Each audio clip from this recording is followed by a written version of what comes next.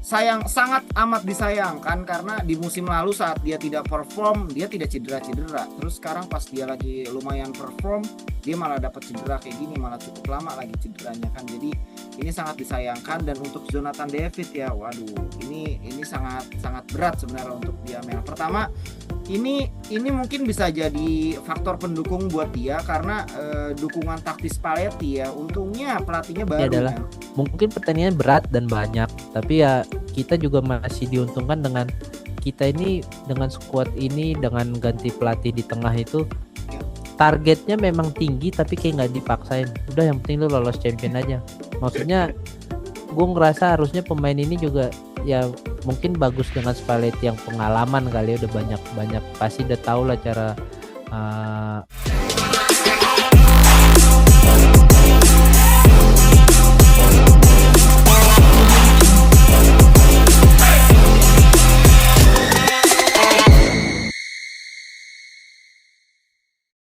Halo teman-teman Juventini. Nah, sebelum aku mulai, aku Amel dan juga narasumber kita, Mas Michael dan Mas Riki, mau mengucapkan bela sungkawa terhadap saudara-saudari kita yang berada di Sumatera.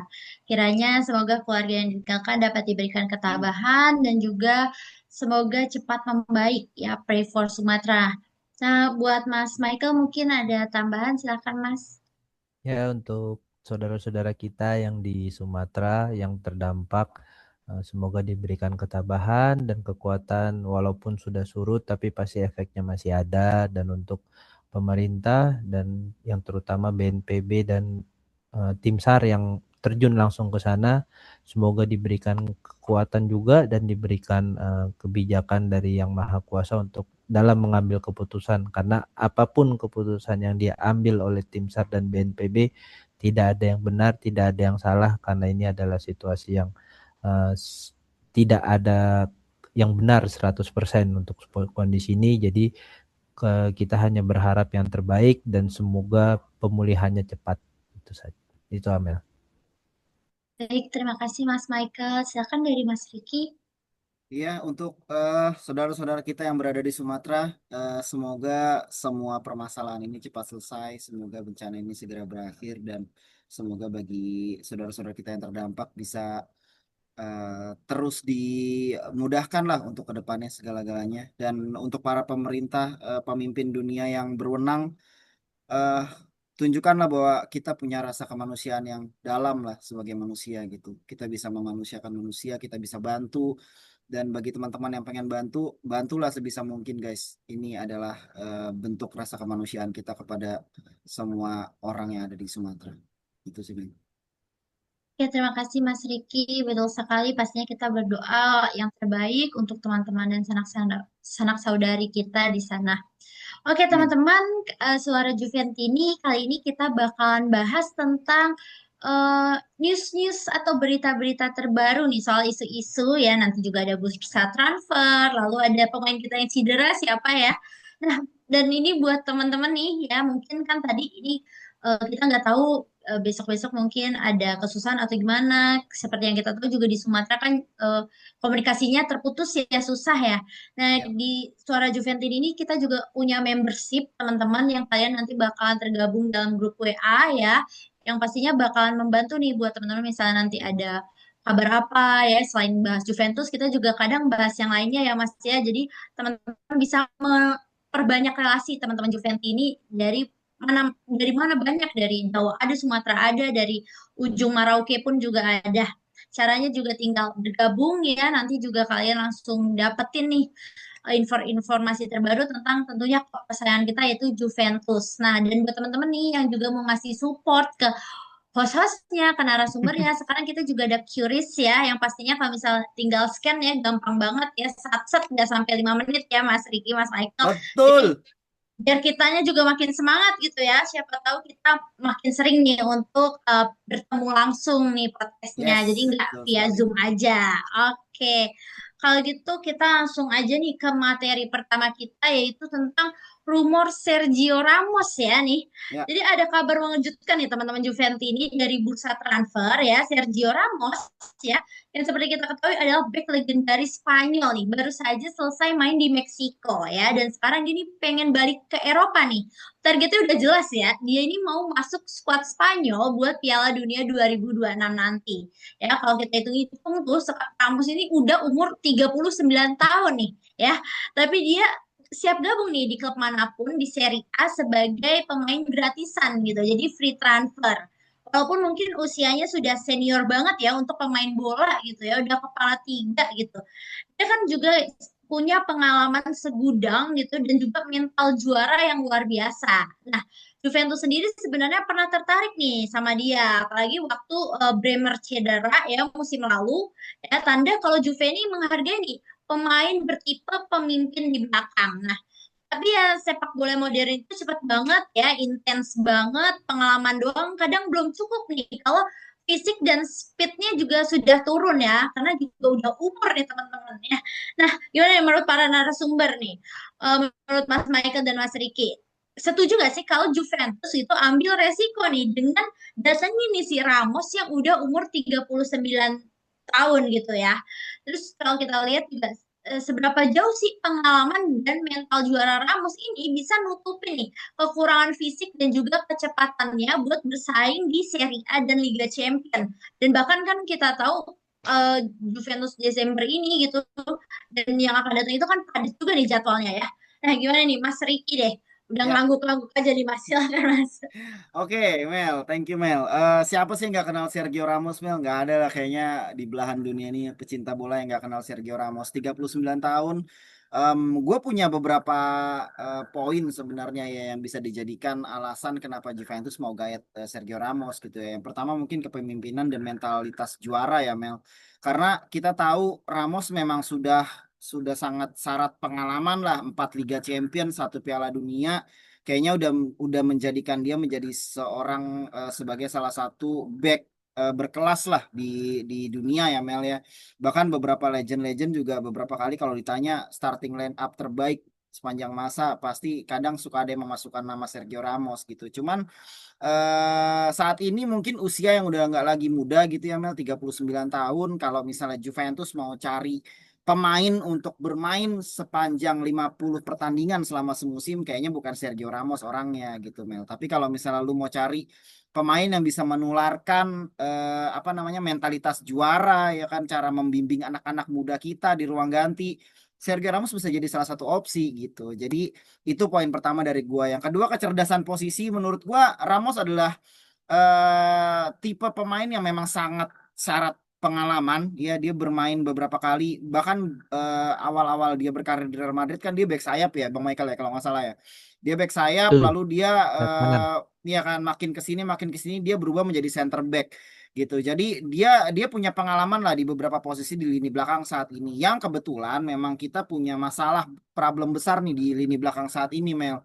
Kita kehilangan Gatti sekarang, kemarin kehilangan Bremer, sekarang kehilangan Gatti gitu, dan Rugani juga gitu. Jadi 3 back kita saat ini cedera gitu. Jadi mungkin dengan mendatangkan Sergio Ramos yang syarat pengalaman saat ini gitu ya, mungkin ini bisa menjadi salah satu opsi gitu. Lalu yang ketiga menurut gua ancaman bola mati ya Mel. Jadi Ramos terkenal dengan header seorang header footballer ya.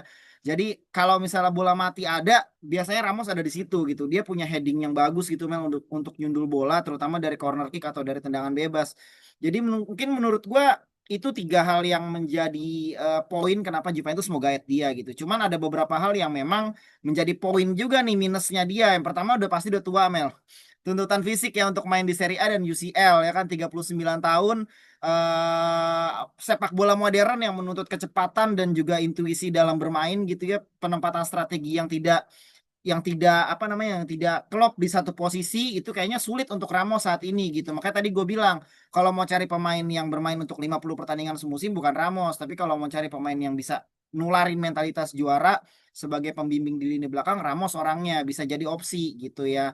Yang kedua, resiko cedera udah pasti Mel. 39 tahun, dia juga beberapa kali udah sering dibekap cedera, jadi menurut gua akan sangat sulit kalau misalnya dia harus bermain terus-menerus gitu. Jadi akan ada resiko rentan cedera gitu ya. Dan yang terakhir yang tadi Amel bilang, susah larinya udah lambat.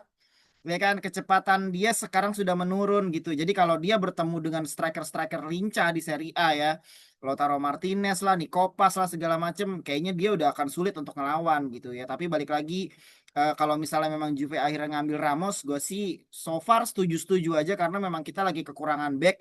Tapi jangan berharap lu bisa menjadikan Ramos sebagai palang pintu yang utama gitu Mel, karena kita nggak bisa ngarepin pemain 39 tahun yang udah hampir pensiun. Gitu sih Mel dari gue.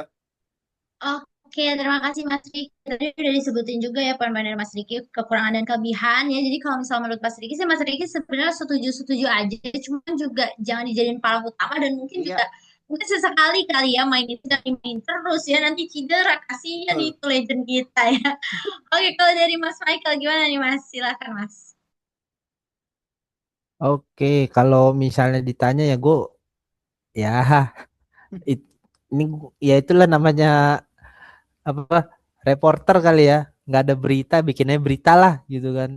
Padahal ya Ramos cuma bilang Eropa kayak gitu kan. Iya, Mungkin kalau ditanya dia mau squad 2026 gue rasa juga agak sulit karena iya, memang De La Fuente ini udah klop banget lah dengan squadnya dia gitu apalagi di back karena ya mungkin Ramos pengalaman sangat dibutuhkan tapi untuk fisik gue rasa udah nggak kuat ya. iya, Karena memang dibilang liga aki-akinya Itali tapi tetap membutuhkan apa namanya di Itali itu justru konsentrasi yang tinggi karena kita terlalu taktikal seperti itu. Buktinya Gatti aja kemarin cedera kan. iya. Dan maksudnya ngapain kita ada Bremer yang cedera, Gatti juga rentan. Ini ada Rugani nih. Sama-sama R sih ya, tapi ya udahlah Rugani aja lah. Mending cari yang lain gak usah Ramos lah. Di balik memang udah juara juara Euro lah, juara Piala Dunia, juara Champion, tapi gak cocok sih buat Juve. Maksudnya dengan kondisi sekarang ya, dengan banyaknya yang cedera. Kalau mungkin pemainnya lagi bagus semua, nggak ada yang cedera ya nggak apa-apa kayak gitu. Ini kan lu ngapain ada back dua cedera, back inti dua cedera, lu malah ngambil yang rawan cedera gitu loh. Mending pakai yang ada dulu aja lah. Kecuali kayak Milan yang ngambil Modric ya itu lain cerita. Kan tengah Iya. Milan emang memang nggak ada yang cedera kayak gitu ya. Dia ambil Modric buat menambah mentalitas pemain. Tapi kalau Ramos ini bukannya gue bukan nggak hormatin Ramos tapi ya emang udah nggak ada edit value-nya aja untuk Habis masanya sekarang ya. kayak gitu udah habis masanya daripada malah jadi ngutang sana sini buat gaji dia kan tuh Juve itu mending nambahin kontrak Yildiz dah. Nah, Itu itu aja dia sih tuh. Mel. Oke, terima kasih Mas Michael. Dan kalau menurut Mas Michael nggak dulu ya, karena posisinya sekarang bek kita ini banyak cedera ya, cedera terus bingung juga ya. Oke, kalau misalnya tadi ya, nih cedera mungkin karena jadwalnya yang Ya, nih ya, dan padat. sekarang kita bakal masuk ke jadwal Desember Juventus ya. Nah, Juventus ini bakal ngelewatin bulan Desember 2025 ini bukan padat lagi, tapi super padat nih teman-teman Juventus ini ya. Karena kita main di 3 kompetisi sekaligus ya, ada Coppa Italia, Serie A, dan juga Liga Champions. Nah, nih aku mau sebut-sebutin dulu nih jadwal mereka ya. 1 Desember kemarin kita udah ya Udinese ya di Coppa Italia. Nanti 7 Desember kita bakalan ketemu sama Napoli ya di Serie A. Mantap. Lalu 10 Desember kita juga bakalan ketemu Pafos di Liga Champion ya. 14 Desember kita ketemu sama Bologna lagi di Serie A. Ya, 21 Desember kita ketemu dengan AS Roma. Dan terakhir nih, 28 Desember itu kita ketemu dengan Pisa di Serie A lagi ya. Nah, dengan rotasi pemain yang sudah dilakukan Spalletti gitu ya, misalnya kan tadi Kopmenes, terus Miretti, Kabal itu kan dijadiin starter ya, dan juga kalau kita lihat ini performa Juve ini lagi bagus-bagusnya ya. Tadi 3 kali menang beruntun gitu ya, nggak draw lagi gitu. Puji Tuhan gitu. Nah perhatian utamanya sekarang kan adalah bisakah Juventus ini tetap stabil nih teman-teman ya. Apalagi lawannya itu kan seperti Napoli dan juga AS Roma itu kan bakal sangat menentukan nih posisi mereka di kelas juga mereka itu bukan yang bisa disepelein gitu ya. Nah, gimana nih para narasumber melihat performa Juventus gitu ya yang lagi posisi terkalahkan. Kira-kira berapa atau berapa banyak nih kemenangan yang realistis gitu ya yang bisa kita dapetin gitu yang bisa Juventus dapetin dari 6 laga tadi ya. Terus juga apakah Desember yang padat ini itu bakal jadi momen Juventus itu kalah pertama nih, kalah pertama kali di era Spalletti, atau justru mereka bisa mempertahankan rekor tak terkalahkan ya sampai tahun baru. Gimana nih, Mas Riki nih? Kayak udah gak sabar banget nih Mas Riki nih. Oke, Desember berat ya menjelang Natal. Para pemain Juventus sepertinya harus bekerja keras sebelum liburan. Dapat libur gak sih Serie A? Ada lah ya libur Natal ya, Bang Ada, Michael ya. kok, ada. Ada Kan ya libur mereka Natal ya. mereka ini banget, Ya, agamawan banget mereka agawan banget Katolik. ya. Ya Heeh. sebelum libur Natal mereka harus berjuang dulu Mel. 6 pertandingan yang harus mereka lewati di bulan Desember. Kalau gua ngelihatnya sepertinya ya Mel, sepertinya 4 hingga 5 pertandingan kayaknya bisa lah disapu bersih Mel. Gua masih masih yakin bisa menang di 4 atau 5 pertandingan. Persentase kemenangan gua mungkin sekitar 70 sampai 85% lah Mel, persentase kemenangan gitu. Kita bisa ngeraih, kita harus, yang pasti kita harus mengamankan poin penuh dari tim-tim papan tengah atau papan bawah saat ini Mel. Kayak di Liga Champions ada Pavos, terus di Serie A ada Bolonya sama Pisa. Menurut gua itu udah harus sapu bersih ya, udah harus menang ya. Apalagi kan di Liga Champions kita lagi dalam tekanan kan. Kita butuh 3 pertandingan dengan kemenangan kan kalau nggak salah. Jadi memang Pavos udah pasti harus menang, Bolonya menang, Pisa menang gitu. Jadi gua sih melihat bahwa 3 kemenangan harus ada di tangan, tinggal nambahin 2 atau 1 lagi lah untuk bisa menang lagi gitu. Tapi sisanya gue juga sebenarnya nggak mau kalah. Cuman ada beberapa masalah nih. Kita punya 2 pertandingan berat Mel sebenarnya di bulan Desember ini, satu lawan Napoli dan lawan AS Roma di 21 Desember dan 7 Desember gitu. Napoli saat ini memang lagi tangguh banget ya Mel. Kemarin juga AS Roma kalah kan sama Napoli. Jadi Napoli sekarang memuncaki klasmen ya, bener ya? Memuncaki klasmen kan, Bang Michael ya? Milan kok, Bang.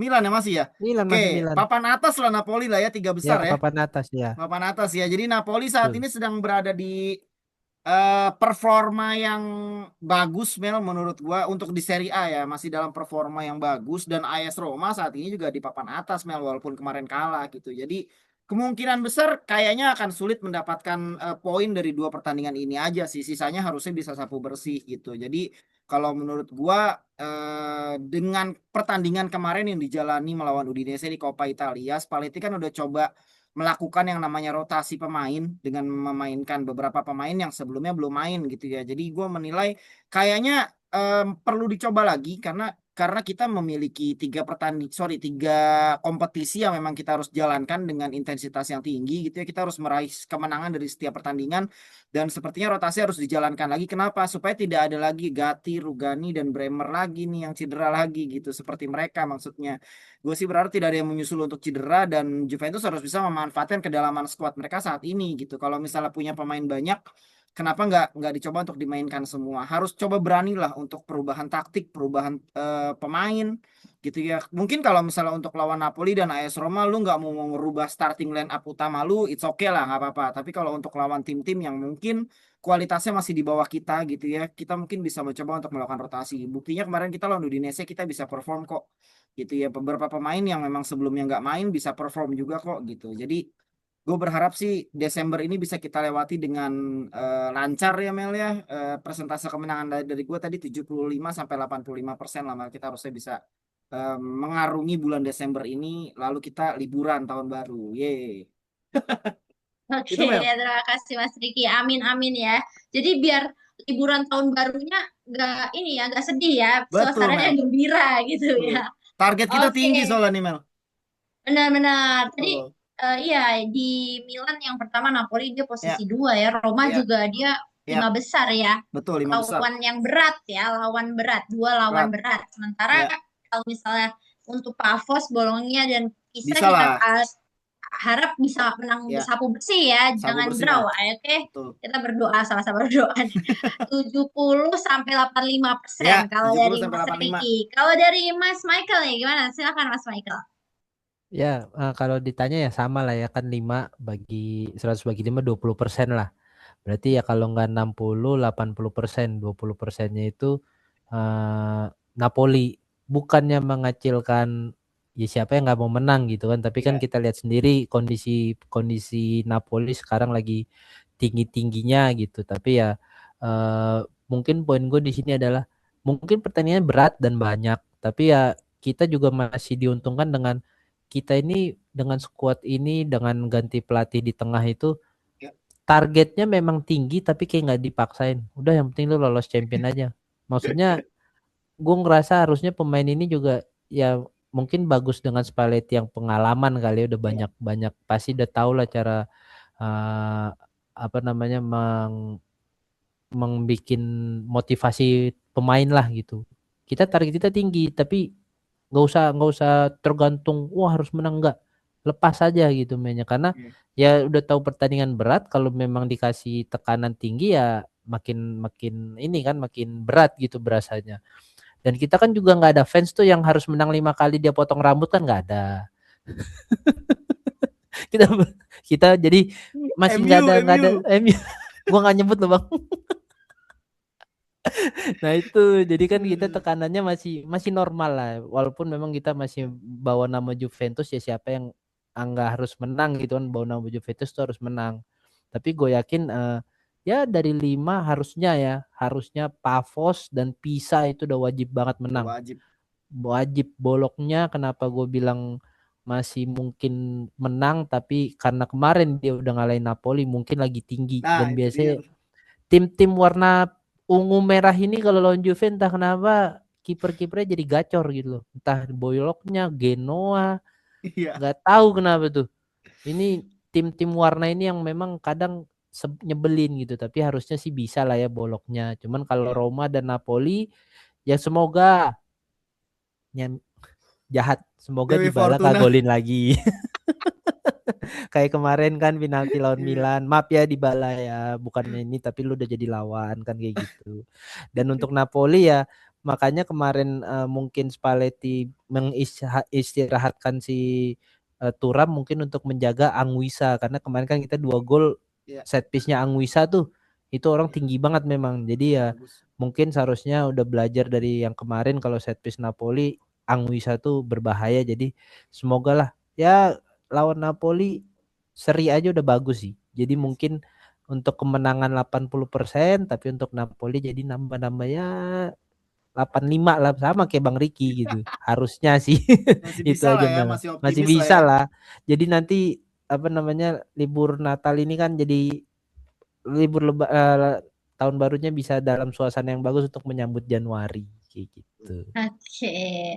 Oke, terima kasih Mas Michael. Tentunya kita berharap yang terbaik. Terus juga semoga aja pemain kita nggak terlalu ditekan ya. Kalau misalnya kayak di kerjaan aja ya udah kerjaan banyak, bos yang ngoceh mulu. Aduh, udah pulang aja, Nah, pulang. ini bener. Ntar ada tim soalnya itu fansnya itu bakal rambutnya panjang segini kayak itu.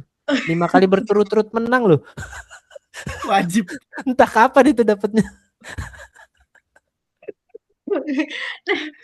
Oke, bicara tadi kita sempat singgung-singgung cedera-cedera ya. Aduh, ini Ya. ada Juventus udah kena Ah, kabar buruk ini ya. David diganti Vlahovic oh ya. Vlahovic diganti David. Mengganti Kebalik, mohon Vlahovic. maaf. Jadi kebalik. Ya, David Vlahovic, menggantikan Vlahovic. benar David menggantikan Vlahovic ya. Ya, tuh.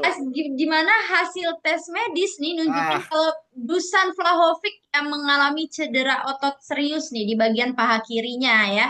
Dan kemungkinan dia juga ada masalah pubalgia hmm, ya yang sudah lama nih. ya. Dan harus istirahat bukan sebulan lagi teman-teman ya, 2 sampai 3 bulan nih ya. Wah, Oke, karena itu ya, tanggung jawab jadi striker utama sekarang jatuh ke Jonathan David ya.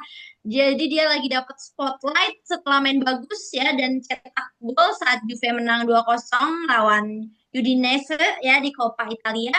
Nah, tapi sekarang tantangannya lebih berat nih.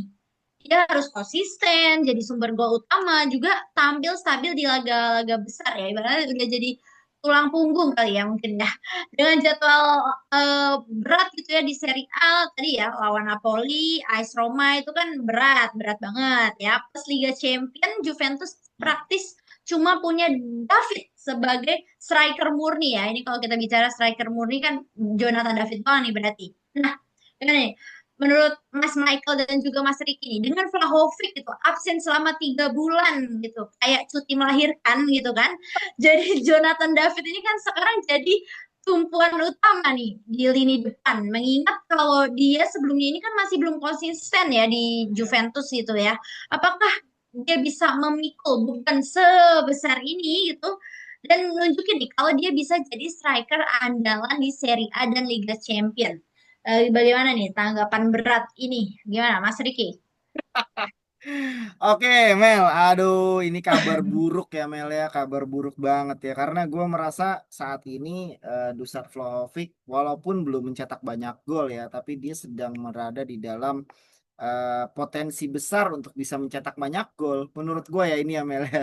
Nanti teman-teman suara Juventus ini kalau tidak setuju tidak apa-apa, bisa tulis di kolom komentar. Karena Dusan menemukan performa yang cukup baik sejak awal musim, ya kan awal musim dia udah mencetak baru-baru musim mulai berjalan tuh dia udah langsung cetak 2 gol gitu ya walaupun sebagai pemain pengganti gitu. Terus makin ke sini gue melihat banyak sekali perbedaan yang dilakukan Dusan dibanding musim-musim sebelumnya gitu ya. Dia melakukan zona pressing yang sangat tinggi, dia berani ngejar back lawan, dia berani melakukan pressing, terus dia juga umpan first touch-nya tuh sekarang berubah gitu ya. Dia banyak sekali melakukan umpan-umpan berhasil gitu. Jadi sangat amat disayangkan karena di musim lalu saat dia tidak perform, dia tidak cedera-cedera. Terus sekarang pas dia lagi lumayan perform, dia malah dapat cedera kayak gini, malah cukup lama lagi cederanya kan. Jadi ini sangat disayangkan dan untuk Jonathan David ya, waduh, ini sangat sangat berat sebenarnya untuk dia Mel. Pertama, ini mungkin bisa jadi faktor pendukung buat dia karena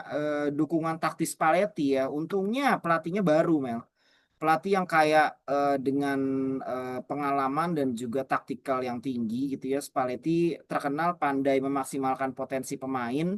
Sistem taktikalnya mungkin memang harus dirancang lebih baik lagi untuk Jonathan David gitu. Itu sih yang gue lihat. Yang kedua, dia punya kualitas saat dia berada waktu waktu dia masih ada di Lille ya, sebelum ke Juventus dia berada di Lille, dia pencetak gol ulung di Ligue 1 gitu Prancis ya. Jadi sebenarnya masalah kualitas sebenarnya dia punya gitu.